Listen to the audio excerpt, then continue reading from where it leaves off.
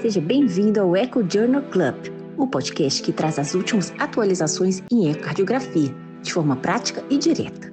Eu sou a Bárbara Linhares e ao meu lado está o Felipe de Oliveira, criador do Eco Descomplicado. Juntos, exploramos os artigos científicos mais relevantes e aprofundamos o conhecimento em imagem cardiovascular. Prepare-se para mergulhar nesse universo fascinante e transformar sua prática clínica. Seja muito bem-vindo, seja muito bem-vinda a mais uma edição do Echo Journal Club. Meu nome é Felipe, eu sou cardiologista e cardiografista e criador do Eco Descomplicado. E para esse projeto, eu estou aqui acompanhado da Bárbara. Olá, pessoal. Eu sou a Bárbara Linhares Landesic, sou cardiologista e ecocardiografista do Hospital Biocor Redditor, em Belo Horizonte, e sou criadora do podcast The EcoCast, que trazemos atualizações em cardiologia e ecocardiografia para vocês. Tenho certeza que, na nossa especialidade, sempre há algo que a gente pode aprender uns com os outros. Então, espero que esse seja um momento enriquecedor para todos nós. Esse é um projeto que tem por objetivo trazer aí as principais publicações das revistas mais relevantes para o nosso universo aqui da cardiografia, tentando trazer essas publicações de maneira mais acessível para você que faz eco no seu dia a dia. Tenho certeza que isso vai te ajudar também a fazer eco com mais segurança, então acompanha a gente para se aprofundar no universo da cardiografia e seguir se mantendo atualizado. Felipe, seja novamente muito bem-vindo e eu quero que você conte para a gente qual que é o artigo da semana. Bárbara, hoje um trabalho jogo rápido de uma patologia super prevalente, super frequente aí, que tem como objetivo principal, eu escolhi esse trabalho hoje como objetivo principal para a gente reforçar alguns conceitos que a gente já tem, mas trazer aí de fato a evidência, para não ficar naquela coisa da residência, eu tinha muita coisa de aprender de orelhada, né? Então a ideia é a gente mostrar um pouco na prática como isso acontece. E é um trabalho que, mais uma vez aqui, vai fazer a comparação entre eco e ressonância, nesse caso aqui, especificamente na avaliação da função sistólica do ventrículo esquerdo. Então, a gente já tem aí o conceito de que eco e ressonância, eles têm resultados diferentes quando a gente analisa a função sistólica do VE, né, em particular a fração de ejeção, e esse conceito, ele vem principalmente do fato de que o ecocardiograma, ele obtém volumes ventriculares menores, tanto na diástole como na sístole, e isso acaba levando à fração de ejeção, que é frequentemente maior do que na ressonância, né? Ou seja, a ressonância costuma ter valores de fração de ejeção que resultam menores do que o ecocardiograma. E essa diferença, né, ela é mais acentuada entre os pacientes que têm função ventricular baixa, função ventricular menor do que 35%. Esse é um trabalho, podia ter separado vários, mas esse foi um trabalho especificamente que eu separei aqui de 2020, que mostra como o grau de discordância ou de inconsistência entre função ventricular, na função ventricular entre eco e ressonância, ela é muito maior em pacientes com fração de ejeção menor do que 35% do que maior do que 35%, sobretudo acima de 50%, onde a concordância ela é bem maior. E aí a gente entra para o trabalho de hoje, de fato, aqui, um trabalho publicado no Jornal Europeu de Imagem Cardiovascular, agora no ano de 2025, que basicamente visa explorar essa diferença de avaliação, né, da fração de ejeção entre eco e ressonância, especificamente nos pacientes com miocardiopatia isquêmica, então com doença arterial coronariana e disfunção ventricular. Esse, na verdade, é um subestudo derivado do estudo Revived BCIS, trabalho publicado aí no New England e apresentado no Congresso Europeu de Cardiologia do ano de 2022, se não me falha a memória, onde basicamente o trabalho original que ele fez foi comparar aí a estratégia de tratamento clínico versus angioplastia para pacientes com miocardiopatia isquêmica, disfunção ventricular e daquetria arterial, e o resultado do trabalho original não importa muito para a gente, mas não houve grande diferença.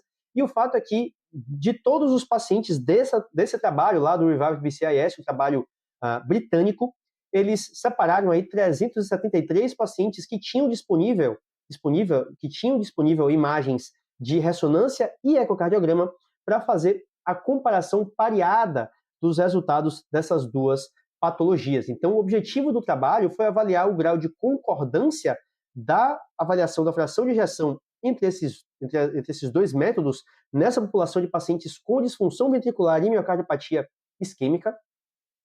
e comparar se havia diferença no impacto prognóstico das medidas feitas com eco ou ressonância, analisando ainda se essa diferença de avaliação de função, né, se em havendo diferença de fração de ejeção entre os dois métodos, se isso levaria a uma diferença na condução do caso, se isso modificaria a terapêutica que seria implementada. Aqui eles usam como um proxy para essa avaliação o implante de CDI, já que o implante de CDI ele é, na miocardiopatia isquêmica, usado especificamente para pacientes com disfunção ventricular e fração de ejeção abaixo de 35%. Então a ideia foi analisar se de alguma forma essa diferença entre eco e ressonância levaria a uma diferença de conduta pelos médicos do estudo, tá? Então, conforme já era esperado, já é relatado na literatura, a gente tem uma diferença de volumes avaliados entre eco e ressonância, né? Então, o eco sempre com volumes menores do que a ressonância, uma diferença no volume indexado sistólico de 31 ml e diastólico de 35 ml entre eco e ressonância, o eco sempre menor do que a ressonância, tá?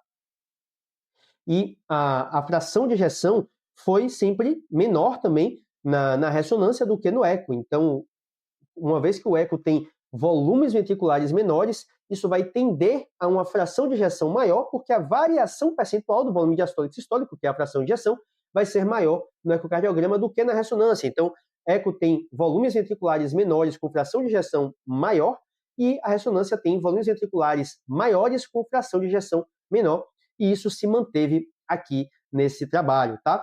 Um detalhe bastante interessante aqui é que de todos os pacientes analisados, apenas 7,5% dos pacientes tiveram uma diferença de fração de ejeção entre eco e ressonância que foi de até 5%.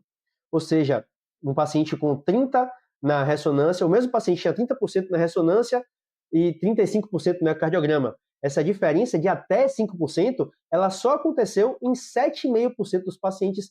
Todos os outros houve uma maior divergência de fração de ejeção. E essa divergência ela foi proporcionalmente maior, né? Houve mais divergência quando a gente tinha função ventricular menor. Ou seja, a disfunção ventricular, quanto pior a disfunção ventricular, maior vai ser esse grau de divergência, né? Então, perceba aqui que, curiosamente, a gente tem um percentual considerável dos pacientes, né, que tinham fração de ejeção menor do que 35% na ressonância e maior do que 35% na cardiografia, né, especificamente 45%, e 41% dos pacientes tinham fração de ejeção menor do que 31% no eco, mas maior do que 35% na ressonância, destacando aí realmente um grau de concordância muito baixo entre essas duas modalidades na avaliação da função sistólica do ventrículo esquerdo. E, naturalmente, usando, né, o ponto de corte de 35% de fração de ejeção para indicar ou não o implante do CDI, a gente vê que o implante do CDI foi muito mais frequente nos pacientes onde havia concordância entre os dois métodos do que discordância entre os dois métodos, tá? Então, algo bastante relevante aí nesse caso, tá? Então, curiosamente, na avaliação prognóstica, a avaliação da fração de ejeção não foi preditiva de risco para esses pacientes, seja pelo eco, seja pela ressonância, e apenas o volume sistólico indexado é que foi capaz de predizer risco de eventos no segmento, e aí não houve diferença assim, entre eco ou ressonância, tá? Então, a possibilidade aí, né, que os autores levantam para esse achado é de que, possivelmente,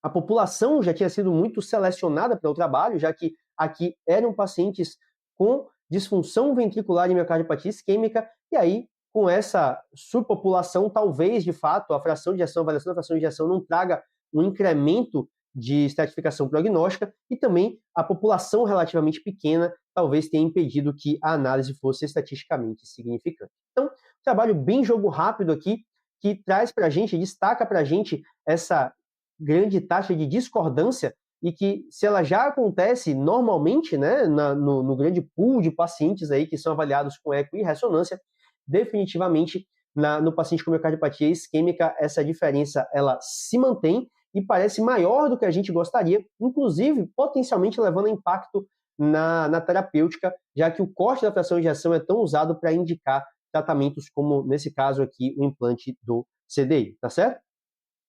Então, essa foi a conclusão dos autores, que ainda destacam que essa discordância deve ser levada em consideração quando a gente estiver aí avaliando os pacientes com miocardiopatia isquêmica para intervenções terapêuticas, e não apenas o CDI, né? O CDI aqui foi usado como uma terapia que era muito mais fácil da gente de ser avaliada, mas também até terapias medicamentosas, por que não, podem ser diferentes entre uma população e a outra, né?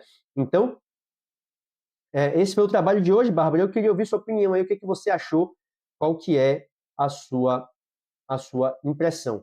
Felipe, é muito comum na prática os cardiologistas tirarem essa dúvida com a gente, essa dúvida é muito frequente, e eu falo com eles que não se deve comparar diretamente a fração de ejeção do eco com a ressonância como se fossem a mesma medida. Não? São técnicas diferentes, portes diferentes, assim, pressupostos diferentes.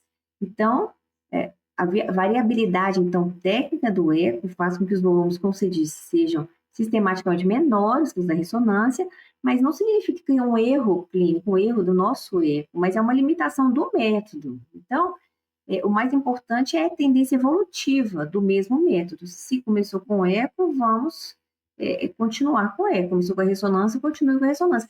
Não tem jeito do cardiologista chegar para nós e falar assim, a fração de ejeção no eco era 50% e agora está 42% na ressonância. Então, não é que caiu, não dá para se comparar coisas. Isso é um artefato metodológico, né? Mas não é uma deterioração real. Então, isso que tem que ser, tanto na doença isquêmica como forte, isso tem que ser muito lembrado, né, na vida real aí, da gente como fazedor de eco e a ressonância como uma complementação, né? Então, é isso. Esse é um conceito extremamente importante que você traz aí para a gente e que é fundamental. Eu conheço muita cardiografista que, às vezes, né, discutindo o caso, seja no Instagram, seja na comunidade dos alunos ali, e que traz a ideia de que, não, eu fiz o eco, era isso, mas a ressonância deu um resultado diferente, porque a função deu disfunção ventricular. E veja, não é assim que a gente tem que encarar o uso desses dois exames. Eles são exames complementares, que se complementam, e a ressonância, ela não é necessariamente melhor do que o ecocardiograma. É claro que ela tem uma avaliação mais confiável dos volumes ventriculares, mas, como você falou, a avaliação evolutiva da fração de ejeção, ela deve ser feita com o mesmo exame para evitar essa discrepância, e vale destacar que, historicamente, a maior parte dos trabalhos, dos ensaios clínicos, usam o ecocardiograma, que é muito mais disponível e é muito mais barato, muito mais fácil de ser feito. Então, os cortes validados de terapias das mais diversas, eles vieram muito provavelmente em larga escala do eco. Exato. Então, por mais que a ressonância tenha uma acurácia melhor na determinação dos volumes ventriculares, isso não invalida o uso do ecocardiograma, que deve ser usado como ferramenta. E o último ponto é que a ressonância também é operador dependente. Muita gente gosta de dizer, mas o eco é operador dependente, mas a ressonância também é.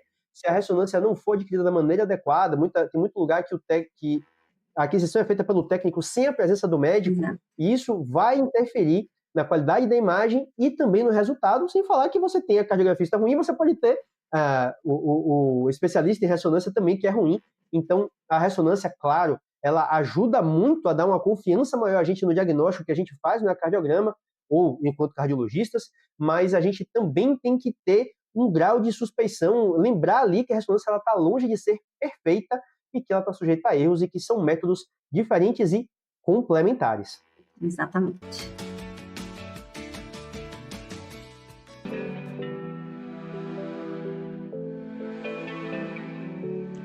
Obrigada por nos acompanhar no Eco Journal Club. Não se esqueça de seguir o canal do Eco Descomplicado no YouTube e acompanhar nossos episódios nas principais plataformas de áudio como Spotify e Apple Podcasts.